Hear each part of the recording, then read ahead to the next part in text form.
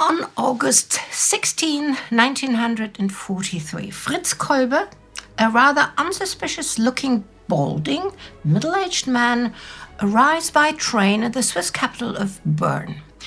He is sent by his employers at the German Foreign Office with a rather large bag of diplomatic mail for the German embassy.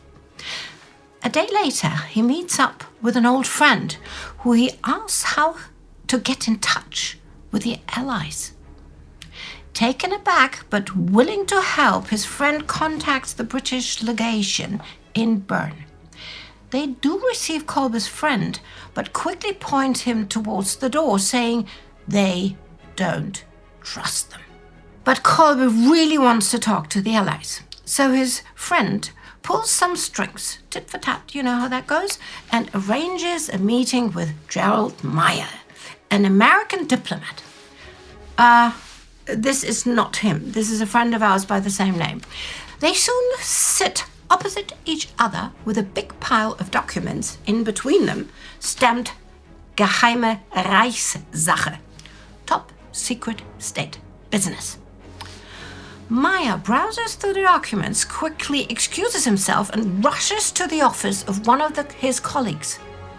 And the colleague's name is Alan Dulles. You see, with Kolbe's information, this man Dulles might be able to change the course of the war.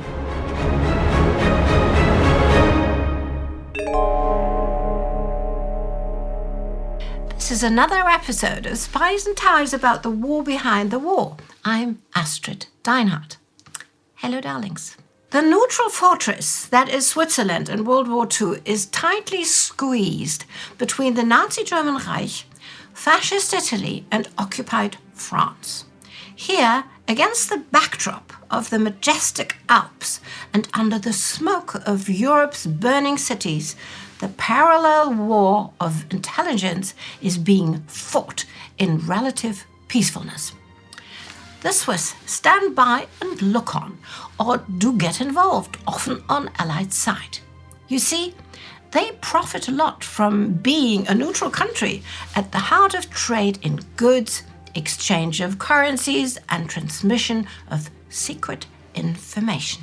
Today, we look primarily at how the Americans and Germans play that spy game in Switzerland. Getting in and out of the country for Axis spies is easy, but for the United Nations allies, it's a bit trickier. They can't just catch the next plane to Geneva or simply drive over the border like their enemies can. Alan Welsh Dulles, here he is smuggled in from Spain through Vichy, France to Switzerland in 1942 to take up the position of special assistant to the US envoy in Bern in November 1942. Well, he never does that job. He's actually the head of the Office of Strategic Services, OSS, in Switzerland now. Before the war, he spent a lot of time in Europe for the US State Department, talking to people like Neville Chamberlain, Joseph Goebbels, and Adolf Hitler himself. His job now is to set up the OSS in Switzerland and recruit a network of informants. With the difficulties getting into the country, they have to make do with a skeleton staff. 5 officers, 12 ciphers, and a couple of secretaries. More than once, Dulles complains that he doesn't have enough resources and money to satisfy his informants. Competition, even between allies, is tough, and mutual trust is not guaranteed. Everyone is suspicious of the British after the Venlo catastrophe, when the SS Sicherheitsdienst tricked them into giving up a list of all their spies, which I covered in my episodes, look it up, about MI6. The Americans trust the governments in exile even less, and they trust neither each other nor the bigger brother. But they will have to learn to get along, right? Because for the Allies, Switzerland is potentially even more valuable than it is for the Axis. Because you see, the cities of Bern and Zurich are where many Germans have fled. This eclectic mix of dissidents, exiled politicians, refugees, journalists, and fortune seekers who in one way or the other oppose the Nazis is a potential source for endless information. And people who are not spies but do business with Switzerland from many countries on both sides come and go as well. The country is literally a turnstile for anyone seeking information about the war in Europe. And everyone wants in. Information and disinformation, secret truth and bold lies. Precise predictions and wild fantasies, it's all part of everyday spy game in Switzerland.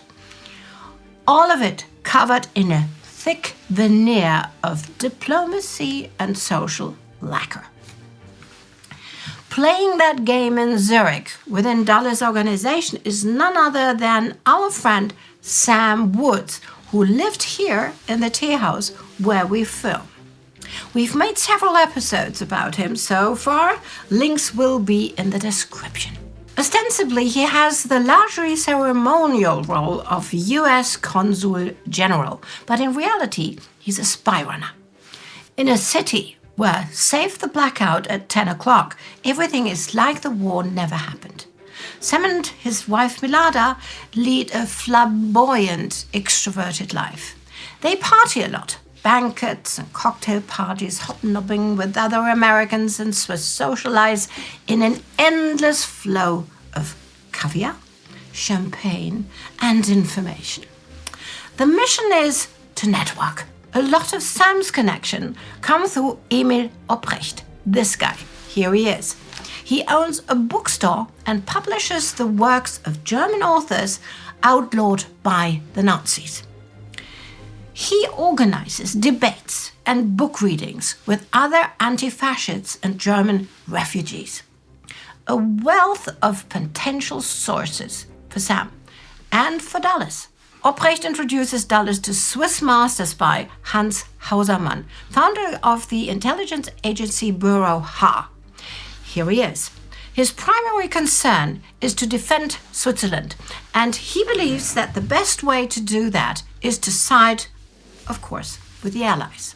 As a neutral country's officer, he's also still able to travel to Berlin, though, where he meets up with people like ex-Chief of Staff of the Oberkommando der Wehrmacht, OKW, Ludwig Beck, and Abwehr Deputy Chief Hans Oster, who are at the heart of a conspiracy against Hitler.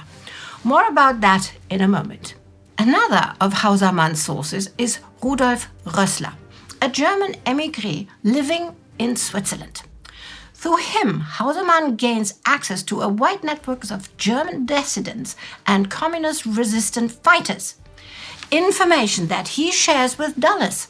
In a twist of irony, he is thereby bridging the mistrust between the US and the USSR. You see, what Hausermann doesn't know is that Rössler is the Soviet spy Lucy, and his ring is known to the Gestapo in Section 3 of the Abwehr as the Rote Drei, the successor ring to the Rote Kapelle, which I told you about a few months ago. Look it up. For the Axis, Switzerland is a headquarters for counter-espionage and a window into the Allied world.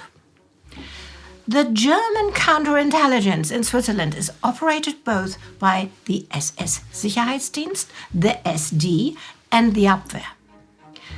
Guess who gets the plushy position to lead the SD here? Yes, Walter Schellenberg, the man who fooled the British at Venlo. His job is mainly to hunt spies, and what the SD finds out here is used all over the continent to break up resistance and espionage networks. The Abwehr, on the other hand, are, as we know, not only working for the Germans. Sure, they have over 1,000 informants ranging from the head of the Swiss trade delegation to London, Professor Keller, to a mole inside the very heart of the Swiss intelligence agency, Walter Bossard, codenamed Jacob. They all provide real and actionable intelligence. But the most important use of the Turin style of espionage for the head of the Abwehr Admiral Wilhelm Canaris is to keep in touch with the United Nations allies. One way is by leaking information to his mistress, Polish double agent Halina Czemanska, here she is, who lives in Bern. The other is a direct conduit into the Abwehr through one of his officers, Hans Gisevius, here he is, who is in fact an OSS double agent reporting directly to Dulles. Whenever Canaris wants the Americans or British to know something, it's one of them who transmit the information. In early 1943, it is Givesius who informs Dulles that officers of the Wehrmacht and ex-Hitler confidants around Ludwig Beck are conspiring to replace, perhaps even assassinate Hitler and end the war. Sam comes to the same conclusion from other sources, and reports to Washington are sent out that German army dissidents will attempt to overthrow Hitler in March 1943, which they try but fail to do. Spartacus and Indy will tell a lot about that in their episodes. Look it up. The UN allies will know that the attempt happened for sure. Of course, maybe it did not. Maybe it did. Maybe it was just a rumor. And if it is true, what happens now? You see, there is a lot of information that is very, very hard to verify. Some of this is even too crazy to be true. But it is. And some of the most obvious information is just a lie. Listen, there is a report which mentions robot tanks. Another, that the Nazis are preparing for all-out poison gas warfare. Another, submitted on May 2nd, 1943, describes how the Germans, hold your shorts, have invented a weapon capable of freezing the atmosphere to 250 degrees below zero. Allied bombers flying into that zone would simply freeze up and crash. That's something that might have been made by Hydra. Here they are. It's now that we get back to Kolbe in August 1943. If the pile of correspondence on Meyer's table is real, the Americans have hit the jackpot. Dulles is wary, but curious, and agrees to meet Kolbe on the 19th. For the next hours, Kolbe is a fountain of information, spilling secrets about the military, economy, and politics back in Germany. Perhaps most significantly, he reveals that the Nazis have deciphered the American diplomatic codes. He reveals the location of the Wolfschanze, Hitler's East Prussia hideout. And he reveals the precise location for secret military industry production. Dulles chooses to believe Kolbe, who gets the codename George Wood and returns to Germany to continue his job as courier for top-secret correspondence back and forth to Switzerland for Joachim von Ribbentrop's Foreign Office. Correspondence he will now also share with the OSS over, hold your shorts, 1,600 documents by the end of the war. Kolbe isn't doing it for the money. He doesn't even ask to get paid. He's doing it because he's a convinced anti-Nazi, just like Canaris, Oster, and Gisevius. He sees it as his patriotic duty to betray the regime that he feels is betraying Germany. The intelligence he provides is extremely valuable. German expectations for potential landing sites for an Allied invasion of Europe. German plans to bomb Britain with V-1 and later with V-2 rockets. Japanese plans in Asia. The jet fighter development program.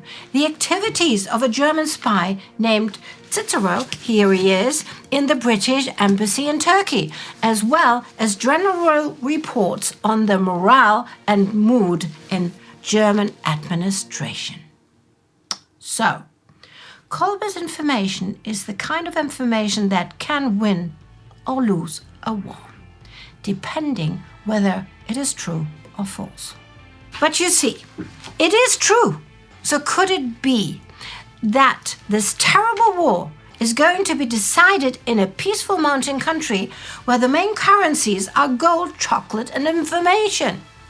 If it will decide the war or not, it is certain that the Allied war effort and the German opposition to Nazism would do a lot worse without the banking and information safe haven that is Switzerland. If you want to learn more about Swiss neutrality, check out Indy's episode about that here. To join our not-so-secret effort to share information, join the Time Ghost Army at timeGhost.tv or patreon.com, and I will see you next time, darlings.